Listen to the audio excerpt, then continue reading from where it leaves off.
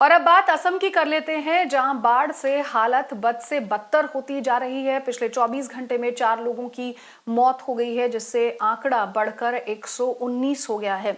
बाढ़ के कारण 26 जिलों के 28 लाख से भी ज्यादा लोग बुरी तरह से प्रभावित हुए हैं।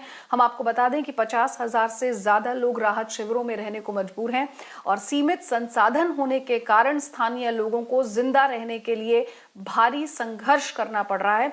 ब्रह्मपुत्र नदी अभी भी खतरे के निशान से ऊपर बह रही है। कल मुख्यमंत्री ने रंगिया में बाढ़ प्रभावित इलाकों का जायजा लिया था।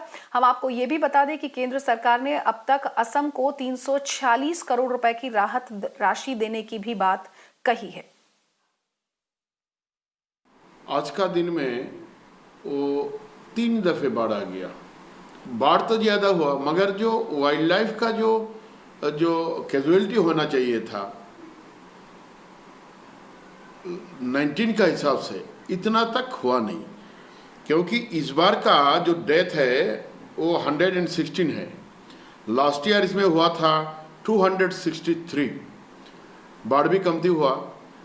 साथ ही साथ हम लोग लास्ट ईयर रेस्क्यू कर पाया था 169, इस बार हम लोग रेस्क्यू कर पाया 143। ये काजीरंगा का बारे में मैं बता रहा हूँ आपको। डिब्रूगढ़ में इस साल जो है अभी तक 4 वेव फ्लड हम लोगों ने फेस किया है। फर्स्ट वेव आपका मई एंड में आया था, जिसमें करीब 8,000 लोग प्रभावित हुए थे, और अभी 4th वेव चल रहा है, इसमें भी करीब 17-18 हज़ार लोग अफेक्टेड हैं।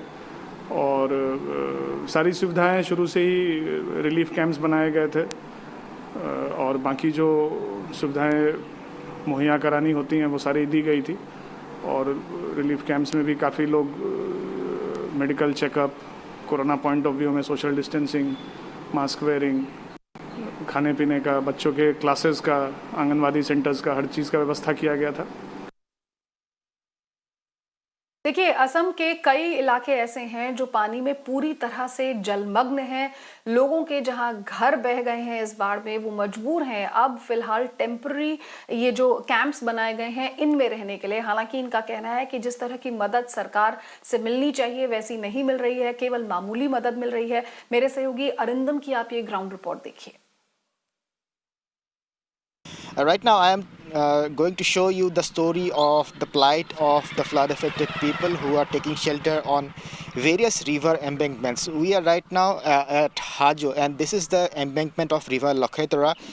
These people who fled their villages when flash floods created havoc in their villages are taking shelter on this river embankment. And to know more about this their plight, let me straight away ask one of the flood affected victim how this flood fury has been for them and how they are living in this condition.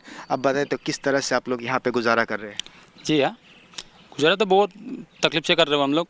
अभी ऊपर से lockdown चल रहा है और नीचे से ये पानी ज़मीन सब भीग गया है। अभी हम लोग ऊपर रोड पर आना पड़ रहा है। सरकार बोल रहा है क्या हम लोग बहुत कुछ दिया है, बहुत कुछ लिया है, ऐसे बोल रहा है। आके देखना चाहिए क्या मिल रहा है हम लोग, क्या नहीं मिल रहा है, ये देखना चाहिए।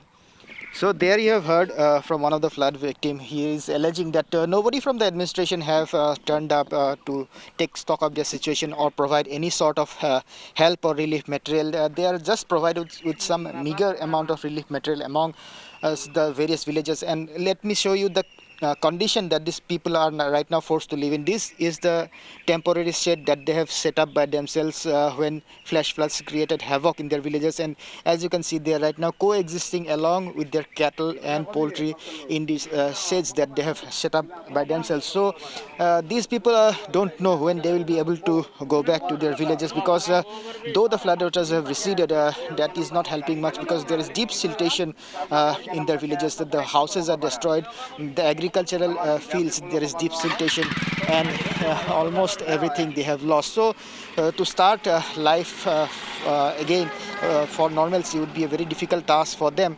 And as this person have alleged that nobody from the administration have turned up to provide any sort of help or relief material. These are the houses which they abandoned when flash floods created havoc. So many of them have come from distant areas also, and this is the only high ground that is available right now amidst flood waters, and this is the only safe shelter they have found to take shelter. and even on this high embankment, they don't know even if the floodwaters come to this level also.